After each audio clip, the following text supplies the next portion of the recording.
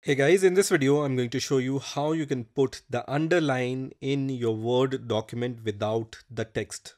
So I'm going to show you three different ways of doing it. So let's see them one by one. So first of all, for the first method, just press Ctrl U on your keyboard. You will see that in your Home tab, this underline option is enabled, and then press Ctrl Shift Space on your keyboard. So press Ctrl Shift Space, which is going to add these type of blank underlines, right?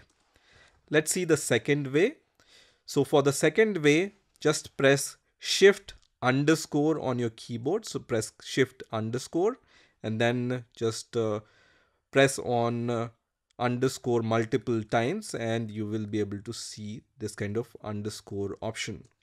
For the third option, once again, press Control U, which is going to enable this kind of underscore option, and then press Tab key multiple times. So just press on Tab key multiple times, which is going to add this type of underline in your Word document. So the first and third method involves pressing Control U and then pressing Command Shift space multiple times in the first option or tab in the third option. So this is how you can put the underline in the Microsoft Word document without text. I hope you've enjoyed this video and I will see you in the next video.